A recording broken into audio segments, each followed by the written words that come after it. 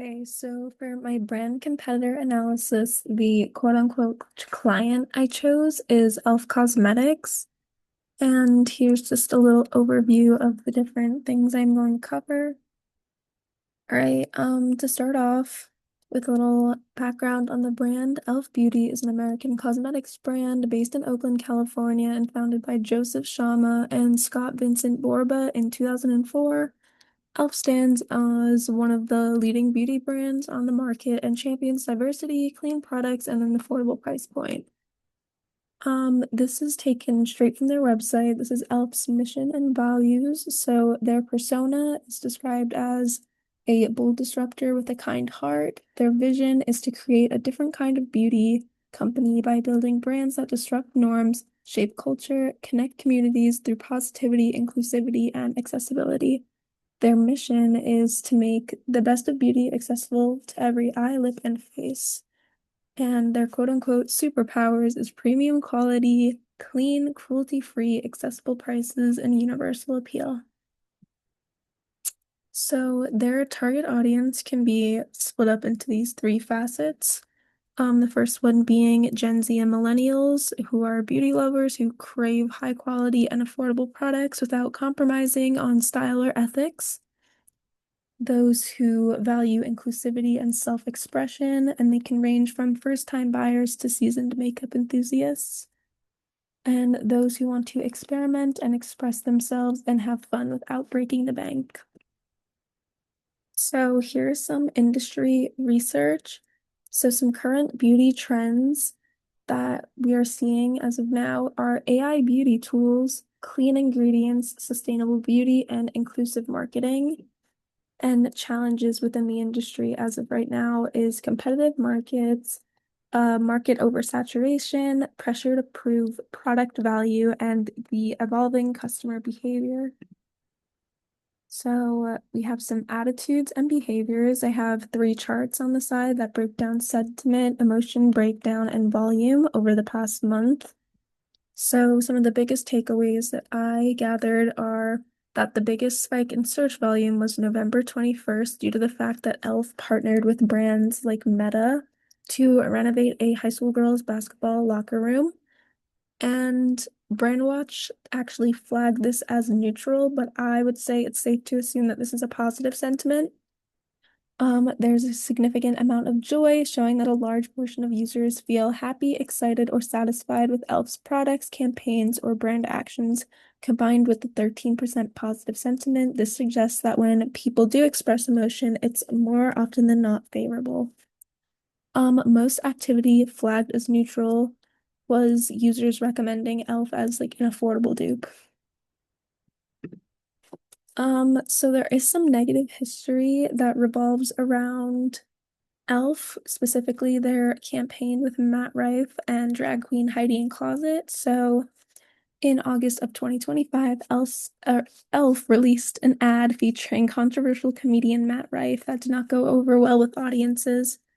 So he kind of went through his own cancellation after he started to make like misogynistic jokes that often put victims of domestic violence at the forefront and not in a good way, which kind of caused his own cancellation amongst his fan base, which was predominantly women.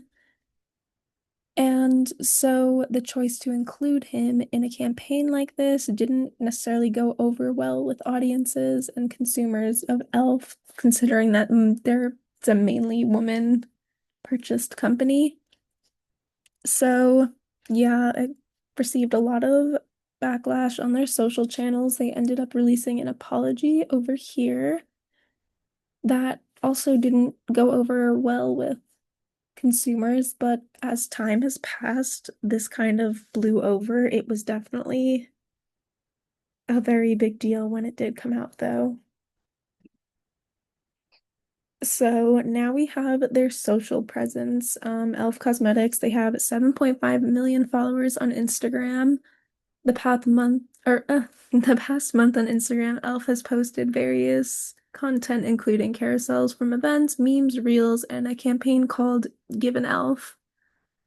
Off to the side over here, we can see some of their key performance metrics, and we have their engagement rate, which isn't that good, but considering it is a brand posting promotional content, they're not always going to have the best engagement rates. Also, taking into account that they have 7.5 million followers, engagement rates for people with that many followers tend to be a little lower. Their average likes over the past 10 posts was 7,211, and their average comments was 475. As for TikTok, they have predominantly less followers on TikTok with 2.6 million, and Elf tends to have a more comedic and casual approach to TikTok compared to Instagram, which can be said for a lot of brands who post on both channels. TikTok tends to be the more casual one. This month has had similar promotional content as seen on Instagram, as well as some trend jacking on current trends for their TikTok account. We have a bit of a higher engagement rate, which is also pretty common for TikTok to have a higher engagement rate than Instagram, and they also have less followers here, so it's easier to have a higher engagement rate with less followers. Their average likes was about 7,320, and their average comments was 185. So, moving on to their brand competitor, I decided to go with Maybelline New York, as they are also another very prominent drugstore makeup brand. So, Maybelline New York is an iconic American cosmetics brand founded in 1915 by Thomas Lyle Williams. They're known for their accessible price point, trend-forward innovations, and a wide range of complexion and eye products. Maybelline champions confidence, self-expression, and everyday glamour for consumers across the globe. So this is their mission and values once again taken from their website. So they are from New York, and in the city, you have to be ready for anything. That's why we make no hassle, high performance makeup, tried and tested on our streets. So whatever the world throws at you, you'll feel and look ready.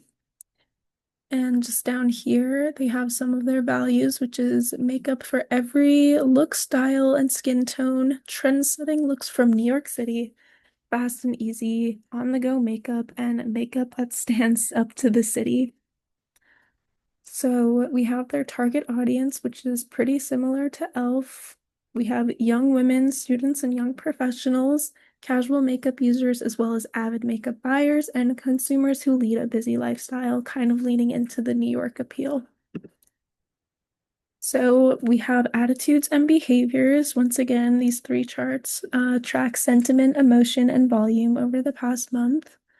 The biggest takeaways is that generally there is a positive sentiment, um, positive, leaning more neutral sentiment across the month for Maybelline.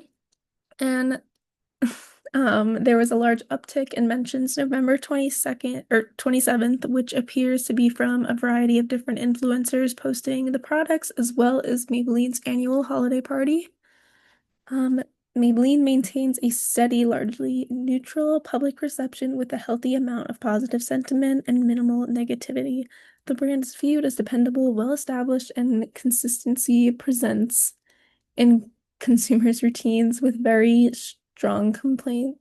few strong complaints or controversies driving any negative conversation.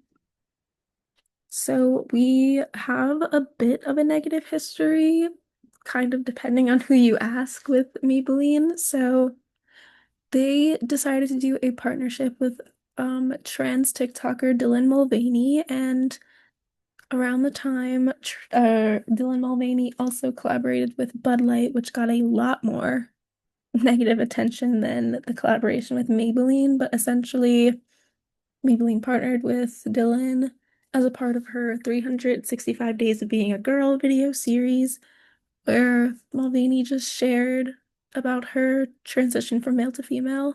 This collaboration was widely disliked by conservative consumers specifically, and they did not like the implementation of a trans woman in their marketing. As I said before, this is very similar to the Bud Light controversy, but as of 2025, it's been largely forgotten about, and Maybelline hasn't received any pushback regarding this since the initial collaboration in 2023.